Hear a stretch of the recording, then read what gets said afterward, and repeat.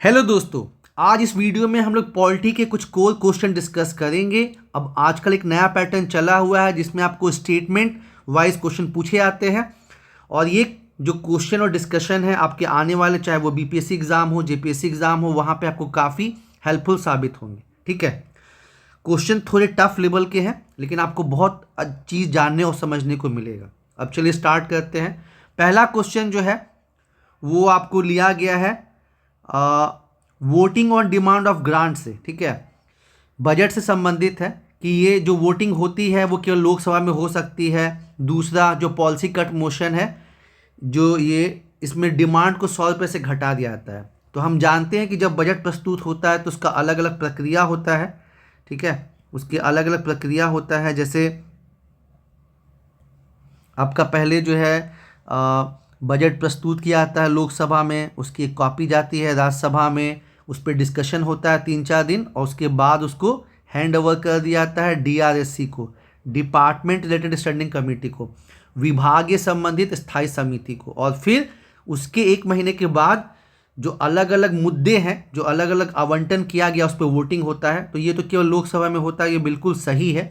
लेकिन जो ये पॉइंट लिखा गया है कि पॉलिसी कट मोशन जो है इसमें डिमांड को 100 रुपये घटा दिया जाता है, तो ये गड़बड़ है। ये पॉलिसी कट में नहीं होता है, ये होता है टोकन कट मोशन में। जब ये voting on demand of grant होती है तो उस समय कट मोशन का प्रावधान है। हालांकि ये होता नहीं है कट मोशन, ये बस थ्योरी के लिए, क्योंकि कट मोशन अगर पास होगा तो सरकार गिर जाएगी। लेकिन थ्योरी के लिए हमको समझना है कि 3 टाइप का जो है कट मोशन होता है। पहला जो है पॉलिसी कट, इसमें बोलते हैं कि डिमांड को घटा के 1 रुपया कर दिया जाए। ठीक है। दूसरा आपका टोकन कट, जिसमें बोलते हैं कि डिमांड को 100 रुपये घटा दिया जाए। और तीसरा होता है इकोनॉमिक कट, जिसमें एक लमसम अमाउंट बोलते हैं। तो जो सेकंड स्टेटमेंट दिया गया है ना पॉलिसी कट वाला, एक्चुअली ये जो है आपका गलत है। यहाँ पे अगर टोकन कट होता तो सही होता। पॉलिसी कट में बोलते हैं घटा के 1 रुपया कर दिया जाए। तो कौन सा स्टेटमेंट सही हो जाएगा? इसका जवाब हो जाएगा ए ओनली। क्वेश्चन नंबर 2, ये अविश्वास प्रस्ताव और सेंसर मोशन पे है।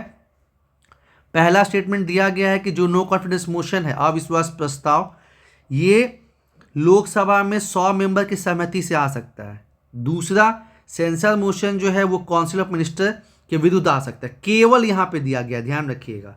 तो जो अविश्वास प्रस्ताव है ये केवल मंत्रिपरिषद के विरुद्ध में आ सकता है। ठीक है, लेकिन इसमें 100 नहीं 50 लोकसभा मेंबर का जो है सहमति चाहिए होता है। और जो सेंसर मोशन ये दोनों के विरुद्ध आ सकता है, मतलब केवल एक मंत्री के विरुद्ध भी आ सकता है या फिर मंत्रिपरिषद के विरुद्ध भी। ये दोनों में यही डिफरेंस है। साथ ही साथ जैसे मैंने बताया कि नो कॉन्फिडेंस मोशन के लिए कोई रीजन नहीं चाहिए, कारण नहीं चाहिए, लेकिन सेंसर मोशन लाने के लिए आपको कोई कारण बताना होगा। ठीक है, तो पहला स्टेटमेंट तो गलत हो गया, यहाँ पे 50 होगा। दूसरा स्टेटमेंट भी गलत हो गया, दोनों स्टेटमेंट गलत हो गए। तो इसका सही जवाब क्या हो जाएगा? नन। ठीक है। क्वेश्चन नंबर 3, क्या सही है? जो लोकसभा के स्पीकर का चयन होता है उनके इलेक्शन का डेट जो है कौन डिसाइड करते हैं? प्रेसिडेंट, ऐसा पॉइंट बोला गया है।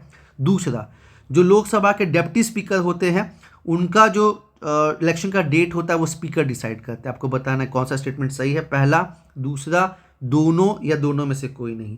तो ये दोनों स्टेटमेंट या तो सही है। जो लोकसभा के स्पीकर होते हैं उनके इलेक्शन का डेट प्रेसिडेंट डिसाइड करते हैं और जो लोकसभा के डिप्टी स्पीकर होते हैं उनका डेट जो है स्पीकर डिसाइड करते हैं। आगे बढ़ते हैं। क्वेश्चन नंबर 4, पार्लियामेंट को जो है, संसद को जो है स्टेट लिस्ट में कानून बनाने का अधिकार केवल राज्यसभा दे सकती है। ठीक है, स्टेट लिस्ट पे। ऑल इंडिया सर्विसेज पोस्ट बनाने का पावर जो है लोकसभा और राज्यसभा दोनों का रहता है। तो आपको पता है कि शेड्यूल 7 अनुसूची 7 में जिक्र किया गया है केंद्र सूची का, राज्य सूची का, कॉन्करेंट समवर्ती सूची का। केंद्र सूची मतलब जिसपे केवल केंद्र कानून बना सकती है। जैसे आपको एग्जाम्पल के तौर पे स्पेस हो गया, रेलवे हो गया, डिफेंस हो गया। राज्य सूची जिसपे राज्य बना सकती है, जो राज्य की लिस्ट में है। इसके अलावा सेंटर भी कभी कभी बना सकती है। ठीक है, तो यहाँ पे आपका स्टेट लिस्ट में क्या क्या आ जाएगा? पुलिस हो गया, जमीन हो गया। समवर्ती सूची जिसपे केंद्र और राज्य दोनों बना सकते हैं। एग्जाम्पल क्या क्या हो गया? जंगल हो गया, फॉरेस्ट, एजुकेशन हो गया, ठीक है। तो इसमें क्या बोला गया कि पार्लियामेंट को स्टेट लिस्ट पे कानून बनाने का अधिकार केवल राज्यसभा दे सकती है। तो देखिए, केवल राज्यसभा दे सकती है ऐसा नहीं है। इमरजेंसी जब लगता है, आपातकाल जब लगता है, तो उस समय संसद खुद से भी बना सकता है, ठीक है ना। तो केवल जो आता है वो बहुत डेंजर हो जाता है। हालांकि आर्टिकल 249 में ये प्रावधान है कि राज्यसभा जो है पार्लियामेंट को ये रेजोल्यूशन के द्वारा ये दे सकती है कि स्टेट लिस्ट पे कानून बनाया जा सके। लेकिन मैंने आपको बताया कि जब इमरजेंसी लगता है, 352 हो गया आपका, ठीक है, 356, तो उस समय जो है पार्लियामेंट को पावर ये मिलता है कि वो स्टेट लिस्ट पे भी कानून बना सके इमरजेंसी के दौरान। तो केवल के चलते ये स्टेटमेंट गलत हो गया। दूसरा, ऑल इंडिया सर्विसेज पोस्ट बनाने का पावर लोकसभा राज्यसभा दोनों को है, ये गलत है। लोकसभा को नहीं है।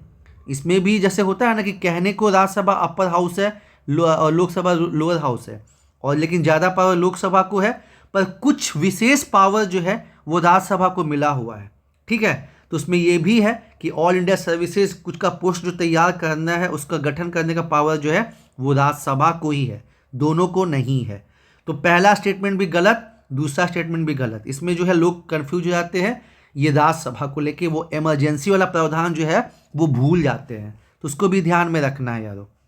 अगेन, बजट के संबंध में क्या सही है, बहुत बढ़िया क्वेश्चन है। फाइनेंस बिल जो है वित्त विधेयक में संशोधन नहीं हो सकता है, ठीक है। दूसरा, कंसोलिडेटेड फंड के चार्ज एक्सपेंडिचर पर भी वोटिंग होती है। तो देखिए, जो भी सरकार को पैसा मिलता है, चाहे वो टैक्सेस से हो, चाहे वो लोन से हो, वो जाता है संचित निधि में, कंसोलिडेटेड फंड में, ठीक है।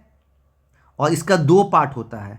एक आपका होता है चार्ज एक्सपेंडिचर वाला, जिस पे वोटिंग, जिसमें जो भी सैलरी है, प्रेसिडेंट, वाइस प्रेसिडेंट, जो भी संवैधानिक पोस्ट किया उसका जो सैलरी है वो इसमें आता है, और इस पे वोटिंग नहीं होती है। और जो दूसरा पार्ट होता है खर्च वाला, ठीक है, जैसे कि बजट में आप जानते हैं कि दो पार्ट होता है। एक, सरकार का खर्च कहाँ पे होगा, एक्सपेंडिचर, उसको दिखाने के लिए एप्रोप्रिएशन बिल होता है, विनियोग विधेयक, और दूसरा होता है फाइनेंस बिल, कहाँ से आएगा, वित्तीय बिल, ठीक है। दो इंपॉर्टेंट बिल होता है। तो कंसोलिडेटेड संचित निधि में दो फंड है, एक चार्ज एक्सपेंडिचर, एक एप्रोप्रिएशन, विनियोग, जो खर्चा वाला है। तो जो खर्चा वाला है इस पे वोटिंग होता है, और इसमें कोई संशोधन नहीं हो सकता है। और जो फाइनेंस बिल है, जो कि बजट का आखिरी स्टेप होता है, जिसमें बताया जाता है कि सरकार को इनकम, आय कहाँ कहाँ से आएगी, ठीक है, तो इसमें संशोधन हो सकता है। मतलब बजट का दो इंपॉर्टेंट बिल होता है, एक होता है एप्रोप्रिएशन बिल, विनियोग विधेयक, जो कि खर्चे से संबंधित एक्सपेंडिचर से, और एक आपका होता है फाइनेंस बिल, जो कि सरकार के इनकम को बताता है, ठीक है। बजट का अलग अलग स्टेप होता है दोस्तों, और उसमें दो बहुत ही इंपॉर्टेंट विधेयक हैं। कौन कौन से? एक आपका एप्रोप्रिएशन बिल, यानी विनियोग विधेयक, जो सरकार जो भी खर्च करती है, मतलब सरकार 1 रुपये भी खर्च नहीं कर सकती जब तक एप्रोप्रिएशन बिल पास ना हो। विनियोग विधेयक ये खर्चे को दिखाता, एक्सपेंडिचर को, इसमें संशोधन नहीं हो सकता है। और दूसरा है फाइनेंस बिल, वित्तीय बिल, जो कि लास्ट स्टेप होता है बजट का, इसमें संशोधन हो सकता है, ठीक है। तो आपको जो है पहला स्टेप में बोला गया कि इसमें संशोधन नहीं हो सकता, ये गलत हो गया। और दूसरा, संचित निधि के चार्ज एक्सपेंडिचर पर भी वोटिंग होती है, ये दोनों ही गलत है, ठीक है। संचित निधि का दो पार्ट है, एक मैंने आपको बताया चार्ज एक्सपेंडिचर, जो भी संवैधानिक पोस्ट का सैलरी है ना, वो चार्ज एक्सपेंडिचर पे आता है। और सोचिए कि अगर जो संवैधानिक पोस्ट है उसका वोटिंग करने का पावर सरकार को मिल जाए, तो जाहिर सी बात है कि सुप्रीम कोर्ट के जजेस का जो सैलरी है वो सरकार कम कर देगी, क्योंकि वो सरकार को रोक टोक करती है। इसीलिए संचित निधि, जहाँ पे सरकार का सारा पैसा आता है, चाहे वो टैक्सेशन से है, चाहे वो लोन लेके हो, उसका जो चार्ज एक्सपेंडिचर का पार्ट है उसको वोटिंग के लिए नहीं रखा गया है, जो एप्रोप्रिएशन वाला पार्ट है उसको वोटिंग के लिए रखा गया है। तो अगेन इसमें दोनों स्टेटमेंट जो है वो गलत है, ठीक है। अब देखिए, जो पार्लियामेंट है वो एग्जीक्यूटिव को कंट्रोल करती है, ठीक है। कैसे कंट्रोल करती है? अलग अलग तरीका है। नो कॉन्फिडेंस मोशन लाके, सेंसर मोशन से, उसके बाद एडजर्नमेंट मोशन से, अलग अलग तरीका है, क्वेश्चन पूछ के। तो कैसे क्वेश्चन होते हैं जिनका जवाब जो है मंत्री को लिखित में देना होता है? तो जनरली क्या होता है कि लोग सोचते हैं कि जो स्टार मार्क क्वेश्चन है उसका जवाब लिखित में देना पड़ता है, लेकिन ऐसा नहीं है दोस्तों। जो अनस्टार्ड क्वेश्चन है ना उसका जवाब लिखित में देना पड़ता है, और इसमें फिर सप्लीमेंट्री क्वेश्चन नहीं पूछा जा सकता है। जबकि जो स्टार्ड क्वेश्चन है जिनका जवाब मौखिक देना पड़ता है ओरली, उस पर सप्लीमेंट्री क्वेश्चन पूछा जा सकता है। ठीक है, तो ये चीज़ का ध्यान रखना है। स्टार्ड क्वेश्चन, अनस्टार्ड क्वेश्चन का जवाब लिखित में देना होता है, इस पर सप्लीमेंट्री क्वेश्चन नहीं पूछा जा सकता है। जबकि स्टार्ड क्वेश्चन जो है इसका जवाब मौखिक देना पड़ता है, इस पर सप्लीमेंट्री क्वेश्चन पूछा जा सकता है।